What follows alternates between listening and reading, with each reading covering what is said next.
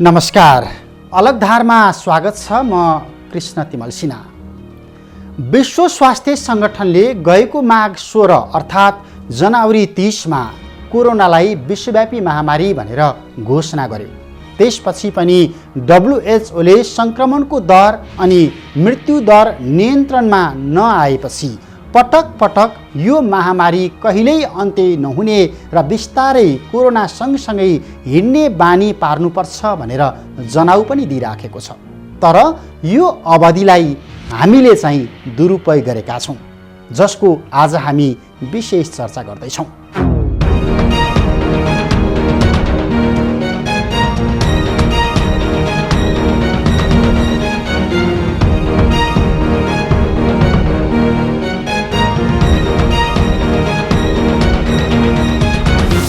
Corona फैलिन नदिने प्रतिबद्ध कार्ययोजना बनाएका थुप्रै मुलुक महामारी नियन्त्रणमा लिएर सामान्य अवस्थामा फर्किसकेका छन्। तर लापरवाहीको नतिजा भोग्ने अमेरिका जस्तै मुलुकको सूची भने दिनदिनै बढिराखेको छ, जसमा नेपाल समेत त्यसको नजिक पुग्दैछ। इटाली र अमेरिका जस्ता देशले त यसलाई नियन्त्रण गर्न सकेका छैनन्। हाम्रो सफलता त उच्च कोटिको छ, यसो भन्दै आएका सिंहदरबारका अधिकारीहरू अहिले झस्किन थालेका छन्। किनकि अहिले नेपालमा कोरोना महामारी समुदाय स्तरमा फैलिसकेको छ। जनशक्ति, उपकरण र पूर्वाधारले धान्न नसक्ने भन्दै विज्ञहरूले इतिहासकै खराब स्वास्थ्य सङ्कटको सम्मुखमा मुलुक पुगेको जनाउ दिएपछि सरकारले केही कठोर नीति तर्जुमा गरेको छ। यता सरकार सबै निर्णय कागजमा सीमित पार्दै बस्दा चिकित्सकहरू भने समुदायबाटै कोरोनाको लक्षणयुक्त बिरामी आउन थालेमा भागाभाग हुने स्थिति आउँछ भनेर सङ्केत गरिराखेका छन्। सरकारको कोरोना नियन्त्रण योजना असफल, न कन्ट्र्याक्ट ट्रेसिङ न भरपर्दो उपचार प्रणाली, समुदायमा फैलिएको सङ्क्रमण अब कसरी बाँच्ने?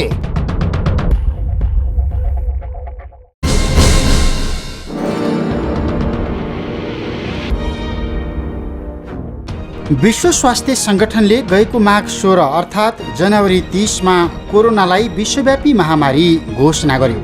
त्यसपछि पनि WHO ले सङ्क्रमणको दर र मृत्यु दर नियन्त्रणमा नआएपछि पटक पटक यो महामारी कहिल्यै अन्त्य नहुने र बिस्तारै कोरोना सँगसँगै हिँड्ने बानी पार्नुपर्ने जनाउ दिइराखेको छ। तर यो अवधिमा कोरोना फैलिन नदिने प्रतिबद्धतासहित कार्ययोजना बनाएर अघि बढेका थुप्रै मुलुक महामारी नियन्त्रणमा लिन सफल भएका छन्।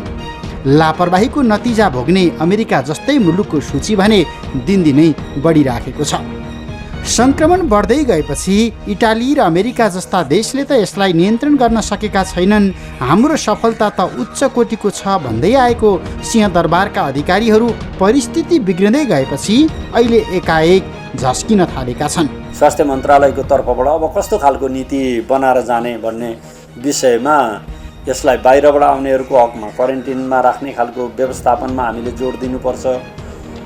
दोस्रो, गाडी चलाउने खालको कुरामा पनि यो भर मजदुर भन्दा पनि जोर बिजोरको कुरा गरियो भने त्यसले एक हदसम्म आवश्यकतालाई पनि पूर्ति गर्न सक्छ।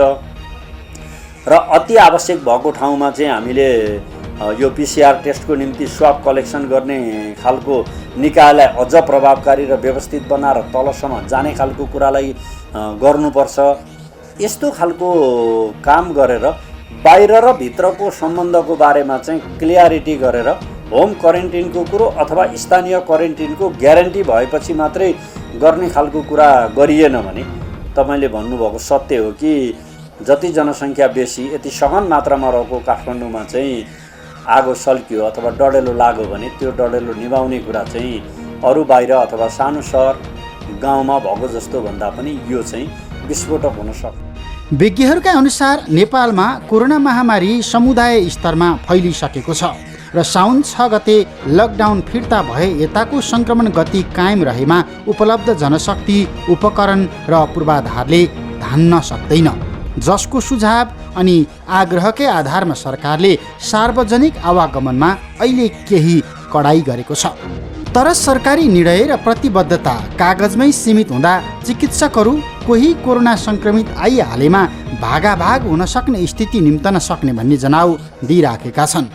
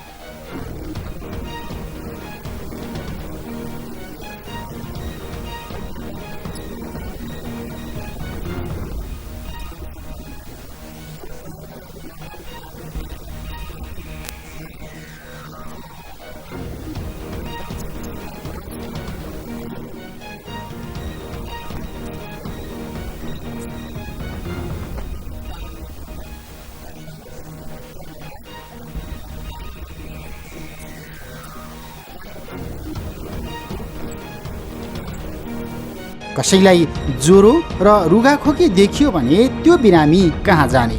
हरेक अस्पतालमा फिभर क्लिनिक खोल्न सरकारले निर्देशन त दिएको छ, तर अहिलेसम्म सामान्य अवस्थाका बिरामीहरूको उपचार हुने भरपर्दो अस्पताल समेत तोक्न सकेको छैन।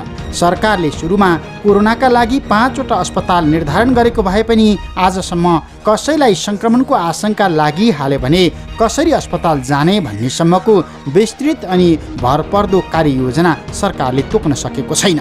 कोरोना संक्रमणको आशंका भएकाहरूले यो बीचमा सार्वजनिक यातायात नै प्रयोग गरिराखेका छन्, जहाँबाट थुप्रै मानिसमा संक्रमण सरेको आशंका छ। जस्तो 15 दिन अलिकति कडा खालको लकडाउन गर्ने, कडा खालको लकडाउन गरेर त्यसपछि चाहिँ जनस्वास्थ्यका मापदण्डहरू कडाइका रूपमा चाहिँ अपनाउने, त्यो अपनाएर चाहिँ अब जस्तो दूरी कायम गर्ने, मास्क लगाउनेलाई असाध्यै त्यसलाई चाहिँ कडाइ गरेर अगाडि बढ्ने भन्ने एक किसिमको चाहिँ सल्लाह आयो। अर्को किसिमको सल्लाह के आयो भने यो कोभिड-19 यो चाहिँ अब अहिले सकिने रोग होइन, यो 1 वर्ष 2 वर्ष 3 वर्ष पनि लाग्न सक्छ। त्यो हिसाबले गर्दाखेरि हामीले यो लकडाउन चाहिँ सोल्युसन होइन र चाहिँ जनस्वास्थ्यको मापदण्डमा चाहिँ कडाइ गर्ने, त्यो कडाइ गरेर यो चाहिँ कन्ट्रोल चाहिँ हुने स्थिति आयो भने ठिक छ, कन्ट्रोल भएन भने जहाँ चाहिँ सङ्क्रमण फैलिन्छ त्यो ठाउँमा सिलबन्दी गर्ने, जुन फैलिएको ठाउँमा अनि आवाजावटलाई नियमित गर्ने, सीमानाकाहरूलाई अझ थप चाहिँ कडाइ गर्ने र जुन आम जनतामा जुन किसिमको अहिले अलिकति केयरलेस भएको छ, जस्तो मान्छेहरूले सही तरिकाले मास्क लगाउँदैन, सामाजिक दूरी पालन गरेको छैन। अहिले भनौँ न यो खालको हेर्ने सेनिटाइजर चाहिँ पहिले हामी सबैको हुन्थ्यो भने अहिले धेरै खालको छैन। त्यसै हामी अलिकति बढी चाहिँ केयरलेस हुँदै जाँदाखेरि सङ्क्रमण चाहिँ देखिने सङ्क्रमण होइन, त्यसले गर्दाखेरि अहिले भयावह स्थिति आउँछ कि भनेर त्यस सम्बन्धमा प्रधानमन्त्रीले हामी विज्ञसँग सरसल्लाह गर्नुभयो। कोरोना आशंका भएका बिरामी बोक्न र सामान्य अवस्थाका बिरामी बोक्ने एम्बुलेन्स आजसम्म एउटै छ। एम्बुलेन्समा खटिने चालक तथा स्वास्थ्य कर्मी अहिलेसम्म पनि पिपी लगायतका सामान्य सुविधा बिना नै काममा खटिराखेका छन्, बिरामी बोकिराखेका छन्। धेरै अस्पतालमा बिरामी जाँच्ने छुट्टै स्वास्थ्य कर्मी तोकिएको छैन। एउटै चिकित्सकले कोरोना संक्रमित र अर्को बिरामी जाँच्ने बाध्यता छ। कोरोनाको आशंकामा नमुना परीक्षण गर्न पठाइएकाहरूलाई लामो समयसम्म यो बीचमा सामूहिक क्वारेन्टाइनमा राखिएको छ र क्वारेन्टाइनबाटै रोग सरेर समुदाय स्तरमा पुगेको विज्ञहरू बताउँछन्। टेस्टिङ नगर्ने संक्रमण घट्यो भनेर भनिदिने, यस्तो पनि कहीँ हुन्छ। सेटिङ छ अरे यहाँ, सेटिङ तराईबाट यहाँ मान्छे ल्याउने, भारतभर पसेका मान्छे काठमाडौँ ल्याउने 1000, 2000, 3000 रुपियाँ लिएर चाहिँ नि सेटिङ कहाँसम्म कसलाई पैसा खुवाछ सोझै काठमाडौँभित्र पसाएर ठाउँमा पुर्याइदिने। कुनै क्वारेन्टिन, कुनै टेस्ट, कुनै केही छैन। देखिहाल्नुभयो हाम्रो यहाँ भारतबाट भित्र पसेको चाहिँ नि जुन सीमा हामीले क्ल्याम्प डाउन गरेर भनेको थिएँ, पटक्कै नगर्दाखेरि हाम्रो नाकाहरू पटक्कै बन्द नगरिदिँदाखेरि आजको दिन हिजोको दिनसम्म पनि भएको छैन। ल मलाई भन्नुहोस् त, क्वारेन्टाइनमा रहेकाहरूलाई अस्पताल लैजाने सुविधा अझै तोकिएको छैन। अस्पताल पुगेकाहरू समेत भरपर्दो उपचार नपाएपछि अस्पतालबाटै धमाधम भागेको नजिर छ। यो अहिले समुदाय स्तरमा सङ्क्रमण फैलिनुको अर्को कारण हो। विज्ञहरूका अनुसार नेपाल सरकारले कुनै पनि कोरोनाको बिरामीलाई आइसियुमा लैजानु अघि गर्नुपर्ने तयारीसम्म अहिले गर्न सकेको छैन। अस्पताल कसरी पुग्ने, कसरी जाँच गर्ने, एम्बुलेन्स चालक तथा स्वास्थ्य कर्मीलाई कसरी सुरक्षित राख्ने भन्ने पूर्व तयारीमा सरकार धेरै ठाउँमा चुकेको छ। विज्ञहरूले पटक पटक यसतर्फ समयमै सतर्कता नअपनाए अब भयावह समस्या आइपर्ने सुझाव सरकारलाई दिइराखेका छन्। लकडाउनलाई जुन ब्रह्मास्त्र ठानिएको छ, विज्ञहरूमा पनि त्यो छकेर भ्रम कि लकडाउन गऱ्यो भने फेरि लकडाउन गऱ्यो भने कन्ट्रोलमा आउँछ भन्ने छ, त्यो अवश्य पनि होइन। सो मेरो सुझाव चाहिँ के छ भन्दाखेरि यो ओभरअल ब्ल्याङ्केट लकडाउन होइन कि, जहाँ बढी सङ्क्रमण छ त्यहाँ चाहिँ नि व्यवस्थित लकडाउन, जुन खुकुलो गरेको लकडाउनलाई अझ व्यवस्थित गरौँ। हामी अब 4 खुट्केल अगाडि गएर 10 खुट्केल पछाडि आउने होइन कि, हामी जहाँ कुरो भइसकेको छ त्यहाँ पर व्यवस्थित गरौँ। जस्तो तराईका विभिन्न ठाउँहरूमा चाहिँ अलिकति सङ्क्रमण बढेको जस्तो देखिन्छ, त्यहाँको खुकुलोपनलाई व्यवस्थित गरेर अलिक कडाइ बढाउँ। तर जहाँ भएको छैन त्यहाँ चाहिँ चाहिने भन्दा बढी लकडाउन फेरि गर्नु नखोजौँ। त्यसले गर्दाखेरि अन्य समस्या, स्वास्थ्य समस्या र अन्य आर्थिक समस्याले चाहिँ मान्छेलाई पिरोल्न सक्छ। सरकारले 4 महिना लामो लकडाउन अवधिमा परीक्षण सँगसँगै सतर्कतालाई प्राथमिकता दिएको भए परिस्थिति अहिले सामान्य अवस्थामा फर्किसक्ने थियो। तर लकडाउनलाई कोरोना सङ्क्रमण रोक्ने अन्तिम अस्त्र मान्दा अहिले परिस्थिति भयावह बन्न पुगेको छ। अझै पनि सरकारी संयन्त्रका बीचमा काम गर्ने तौर तरिका मिल्न सकेको छैन। अस्पतालमा गम्भीर प्रकृतिका बिरामीको उपचारका निम्ति पर्याप्त तयारी अझै छैन। टेस्ट चाहिँ बढाउनु पर्यो। अब अहिले टेस्ट चाहिँ सबैभन्दा बढी बढाउनु पर्ने चाहिँ एउटा चाहिँ त काठमाडौँ उपत्यका छँदैछ। अर्को विराटनगरदेखि लिएर यो चाहिँ वीरगन्जसम्मको एरियामा चाहिँ एकदमै हामीले चाहिँ ध्यान दिएर बढीभन्दा बढी मान्छेहरू चाहिँ त्यहाँबाट चाहिँ यो स्याम्पलहरू जम्मा गरेर अनि त्यसपछि चाहिँ तिनीहरूलाई चाहिँ को सङ्क्रमित छन् छैनन् भनेर पत्ता लगाउन सकेर त्यसपछि उनीहरूलाई आइसोलेसनमा राख्दै गर्ने। देशैभरि समुदाय स्तरमा सङ्क्रमण फैलिँदा गम्भीर लक्षणयुक्त बिरामी समेत प्रशस्तै जताततै देखिन थालेका छन्। तर प्रयोगशालाको दायरा अझै पनि साँगुरो छ। प्रयोगशालामा खटिने जनशक्ति उत्पादनमा सरकारले यो बीचमा समय खर्चिन सकेको छैन। भरपर्दो उपकरणको व्यवस्थापनमा पनि सरकार चुकेको छ। सरकारले निश्चित दिनलाई आधार बनाएर यो अवधिमा आउने तथ्याङ्कको वैज्ञानिक विश्लेषण गरेर रणनीति तर्जुमा गर्नुपर्नेमा त्यो पनि गर्न नसकेको विज्ञहरू बताउँछन्। यो बीचमा परिवार बाहेक कसैको सम्पर्कमा नआएका व्यक्तिमा समेत कोरोना पोजिटिभ देखिएको छ। यसले काठमाडौँ उपत्यकाको समुदायमा कोरोना सङ्क्रमण पुगेको पुष्टि हुन्छ।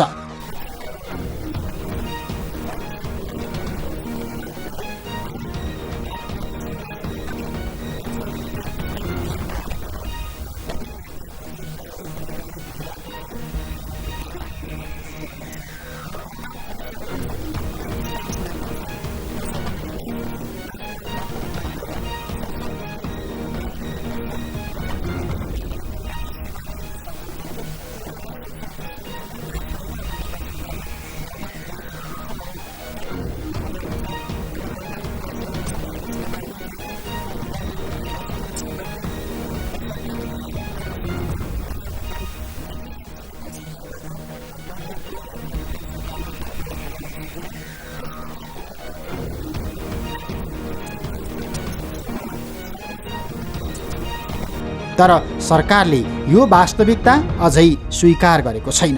तर विश्व स्वास्थ्य सङ्गठनका अधिकारीहरू घना बस्तीयुक्त शहरी क्षेत्रमा यसरी स्थानीय स्तरमा कोरोना सङ्क्रमण देखिनु अत्यन्तै जोखिमयुक्त हुने बताइराखेका छन्, जुन लकडाउन फिर्ता लिएपछि भित्रिएको जोखिम हो। But keeping a distance is the most important. In addition to hand washing, to cough hygiene, to looking for medical attention in case you feel sick. So my appeal to all the people in Nepal is, please keep a distance of at least 1 meter. If you can touch somebody when you stretch your arm, you're too close. You're too close. Please keep a distance. Make sure you can't touch anyone when you stretch your arm. If we all do this, there is a good chance we can control this disease.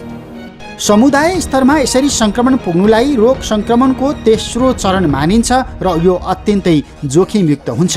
नेपालमा चीनबाट आएका एक व्यक्ति गएको पुष 16 गते नेपालका चिकित्सकहरूको परामर्शपछि पुष 28 गते अस्पतालमा भर्ना भएका थिए। माघ 9 गते पहिलो कोरोना संक्रमण पुष्टि भएको थियो। त्यसपछि फ्रान्सबाट कतारको दोहा हुँदै चैत 4 गते नेपाल आएकी अर्की एक युवतीमा परीक्षणका क्रममा चैत 10 गते दोस्रो कोभिड-19 पुष्टि भयो। चैत 12 गते तेस्रो व्यक्तिमा देखिएको संक्रमण पहिलो चरणको थियो। त्यसपछि क्रमशः दोस्रो चरण पार गर्दै तेस्रो चरणमा पुग्दा अहिले परीक्षण सङ्ख्याका आधारमा दैनिक 400 देखि 600 को हाराहारीमा बिरामी देखिन थालेका छन्। यो सरकारको अनि आम नागरिकको लापरवाहीको परिणाम हो। काठमाडौँमा सङ्क्रमण सुरु भएको 5-6 महिना भइसक्यो। आज सुरु भयो नि, हाम्रो पहिला एयरपोर्टबाट आउँथ्यो, पछि इन्डियाबाट नै आयो होइन, अहिले पनि इन्डियाबाट आइरहेको छ होइन, त्यो इन्डियाबाट आएको सङ्क्रमण हो भनेपछि यो हामी म 2 महिना अगाडि जब प्रधानमन्त्रीज्यूको यसरी मिटिङ आयो होला नि यही कुरा भएको थियो हो। अब काठमाडौँमा एकदम बाहिरबाट आउने मान्छे थपिया छ, सङ्क्रमण भयावह हुन्छ, 2 महिना अगाडि भन्नु भएन नि त। सङ्क्रमण जहिले थपिन्छ, यो महामारी भनेकै हो, सङ्क्रमण थपिन्छ। तर त्यसको मतलब यो आउट अफ कन्ट्रोल हुने, यो भयावह हुने भने चाहिँ गलत तथ्याङ्क हो कि। हामीले अहिलेको तथ्याङ्क हेऱ्यौँ भने सङ्क्रमण बढिएको देखिएको छ। र मृत्युदर हेर्ने हो भने र सङ्क्रमणमा यो इन्फेक्टिभिटी जुन टेस्टिङ गरेका मध्येमा सङ्क्रमित हामीले हेर्ने पर्सेन्टेज हेर्ने हो भने त्यो लेभलमा एकदम उठेको चाहिँ देखिन्न। त्यसले गर्दाखेरि हामीले आउँदा दिनहरूमा आज त्यो तथ्याङ्क हेरेर मात्र बोल्नुपर्छ। तर हो, काठमाडौँमा जनघनत्वले गर्दा र यहाँको जनसङ्ख्याले गर्दा चाहिँ सङ्क्रमण बढ्ने सम्भावना जरुर छ र भइ पनि रहेको छ। तर जुन आउट अफ कन्ट्रोल नियन्त्रणभन्दा बाहिर जाने छ नि त्यो भन्नु एकदमै सकिन, किनभने त्यो तथ्याङ्कले त्यसलाई पुष्टि गर्दैन। केही साता यता कुनै ट्राभल हिस्ट्री नभएका बाहिरी व्यक्तिको सम्पर्कमा नगएकाहरू समेत बिरामी पर्न थालेपछि विज्ञहरूले यो चरणलाई घातक सङ्क्रमण भनेका छन्। किनकि कसरी आफूमा रोगको सङ्क्रमण देखियो भनेर सङ्क्रमित व्यक्ति स्वयं आफैले अनुमान लगाउन नसकिने अवस्था आउनु आफैमा भयावह विपत्तिको सङ्केत हो। सरकारले बिना कार्ययोजना 4 महिना लामो लकडाउन फिर्ता लिएपछि सहरी क्षेत्रमा प्रशस्तै सार्वजनिक सवारी साधन चल्न थालेका छन्। एउटा जिल्लाबाट अर्को जिल्लामा सवारी आवागमन बन्द गरिए पनि प्रशासन र व्यवसायीको मेलेमतोमा यात्रु ओसार पसारको काम निर्बाध चलिराखेको छ। अधिकांश नाकाबाट फितलो सुरक्षा प्रणाली छलेर दिनहुँ सयौं सर्वसाधारण एक जिल्लाबाट अर्को जिल्लामा गइराखेका छन्। यो अवस्थाबाट सबैभन्दा बढी सहरी क्षेत्र प्रभावित छ।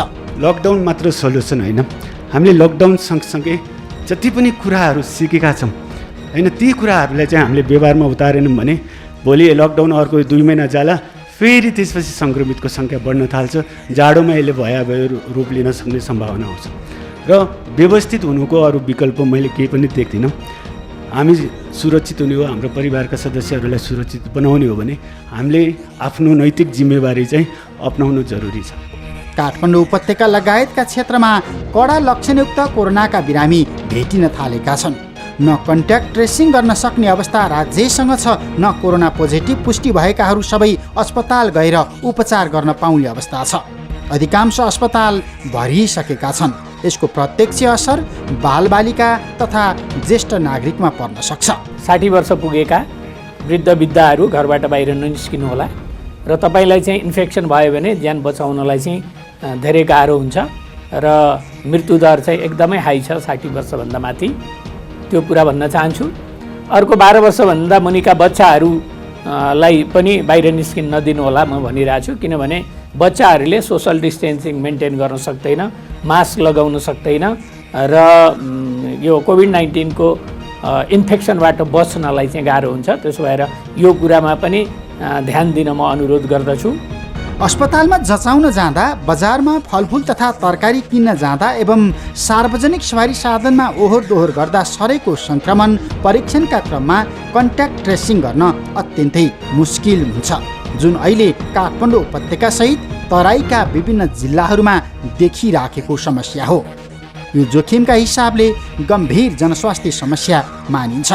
केही दिन यता भारतीय सीमा जोडिएको जिल्ला र भारतबाट आएका नेपाली बसोबास गरेको क्षेत्रमा बढी कोरोना सङ्क्रमण देखिएको छ र त्यो क्रम बिस्तारै सहरी क्षेत्रमा सरेको तथ्याङ्कले देखाउँछ। विगतमा काठमाडौँ उपत्यकाका 3 जिल्लामा विदेशबाट आएका नेपालीमा मात्र सङ्क्रमण देखिएको थियो। अहिले स्थानीय समुदायमा समेत सङ्क्रमण देखिन थालेको छ। यो अवस्थामा थप सतर्कता नअपनाए उपत्यकामा सङ्क्रमण जोखिमहरू बढ्ने चिकित्सकहरू बताउँछन्। यसका निम्ति सरकारले अङ्गीकार गरेको रणनीति अपर्याप्त छ।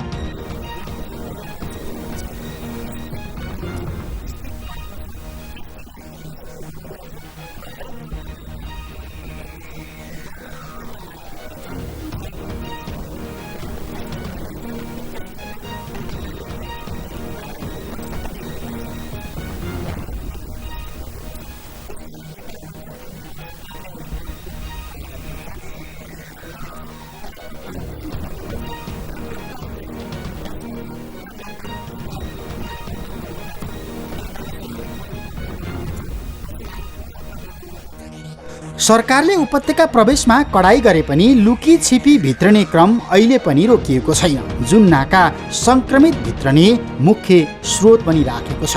तर पनि सरकारले सीमा नाकामा अझै कडाई गरेको छैन। भौतिक दूरी कायम गरी स्वास्थ्य मापदण्ड अपनाएर काममा खटिनुपर्ने सुरक्षाकर्मी र चिकित्सकमा समेत सामूहिक सङ्क्रमण पुष्टि हुन थालेको छ। किनकि उपत्यका बाहिरबाट हरेक दिन सयौंको सङ्ख्यामा एम्बुलेन्स बिरामी लिएर काठमाडौँमा भित्रिराखेका छन्, तर कोरोना बाहेकका रोगका बिरामी उपचार गर्ने बेग्लै अस्पताल अहिलेसम्म तोकिएको छैन। अहिलेसम्म काठमाडौँमा सङ्क्रमण पुष्टि भएकाहरूमा 80% लकडाउनपछि काठमाडौँ उपत्यका बाहिरबाट काठमाडौँ प्रवेश गरेकाहरूमा पुष्टि भएको छ। 20% स्थानीय तथा कोठा भाडामा बसेकाहरूमा देखिएको छ। यो समुदाय स्तरमा लापरवाही दोहोरिँदाको नतिजा हो। नेपालमा पहिलो सङ्क्रमण काठमाडौँमै गरिएको परीक्षणका क्रममा देखिएको थियो। दोस्रो र तेस्रो सङ्क्रमण पनि बाहिरबाट आएका नेपालीमै पुष्टि भएको थियो र विगतमा काठमाडौँमा देखिएका सङ्क्रमित सबै विदेशबाट आएका मात्रै थिए। तर अहिले काठमाडौँकै रैथाने अनि कोठा भाडामा लिएर बसेकाहरूमा यो रोग देखिन थालेको छ। तैपनि काठमाडौँ उपत्यकामा अझै 30% व्यक्ति मास्क नलगाई सार्वजनिक स्थानमा निर्बाध घुमफिर गरिराखेका छन् अनि मास्क प्रयोग गर्ने 30%मा पनि अझै लापरवाही विद्यमान छ। यो विज्ञहरूले भनिराखेको तथ्य हो। जनताको जीवनभन्दा ठुलो कुरो के छ? पहिलो कुरो त जनताको जीवन रक्षाको प्रश्न हो। हामी सबैले त्यस प्रश्नमा केन्द्रित हुन जरुरी छ र त्यस प्रश्नमा केन्द्रित भएर अगाडि बढ्नु जरुरी छ। र त्यसका निम्ति सिङ्गै देश एकजुट हुनु जरुरी छ। मैले सुरुमै भनेको थिएँ, कोभिड-19 का विरुद्धको लडाइँमा हामी हरेक एउटा सिपाही, हरेक नागरिक, हरेक देशवासी एउटा सिपाही र हरेक देशवासीले आफूलाई एउटा सिपाहीको रूपमा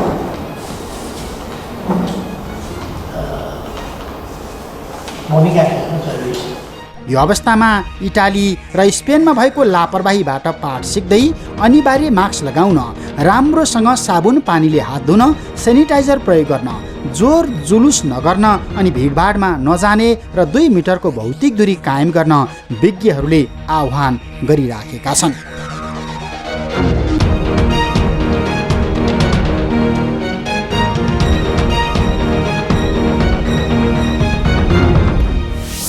सुरुमा हामीसँग प्रशस्तै समय थियो, जुन समय मात्र लकडाउन गरेर बित्यो। जनतालाई घर घरमा बन्धक बनाएर बित्यो। स्वास्थ्य सामग्री खरिदमा धेरै भ्रष्टाचार गर्न सकिने सेटिङ मिलाउँदै बित्यो। न पर्याप्त उपकरण आइपुग्यो, न आएको उपकरणले भरपर्दो नतिजा दिने अवस्था रह्यो। कोरोना सङ्क्रमणको त्रासमा आम सर्वसाधारणले 4 महिना लकडाउन परिपालना गरेर बिताए। तर अहिले रोगभन्दा भोकको त्रास बढी छ। सर्वसाधारण सामान्य दैनिकीमा भेज्ने प्रयत्न गरिराखेका छन्, तर बिना कार्ययोजना वात्तै लकडाउन फिर्ता लिएपछि स्थानीय तथा अन्तर्राष्ट्रिय नाकामा सीमाहीन लापरवाही दोहोरिँदा अहिले परिस्थिति अकल्पनीय ढङ्गबाट बिग्रिएको छ। जोखिम बेवास्ता गरेर बाहिर निस्किने अवस्था अहिले छैन। त्यसैले सरकार फेरि पनि न परीक्षण, न थप उपकरण, न भरपर्दो स्वास्थ्य पूर्वाधार अथवा तयारी, मात्र कठोर लकडाउनको गृह कार्यमा अल्झिराखेको छ। त्यसैले आफ्नो र समुदायको स्वास्थ्यका लागि आफै सचेतना अपनाऊ। हवस् त, अलग धारको आजको समय सकियो। कार्यक्रमका सन्दर्भमा तपाईँका कुनै सुझाव, सल्लाह र प्रतिक्रिया छन् भने हामीलाई टेलिफोन नम्बर 400-6536 अथवा मोबाइल नम्बर 9802202006 मा सम्पर्क गर्न सक्नुहुन्छ। यस्तै अलगधार इमेज च्यानल्स@gmail.com मा इमेल पनि गर्न सक्नुहुन्छ। तपाईँले हामीलाई फेसबुक र ट्विटरमा फलो पनि गर्न सक्नुहुन्छ। आजको कार्यक्रमबाट अलगधारको सम्पूर्ण युनिटलाई बिदा दिनुहोस्। नमस्कार।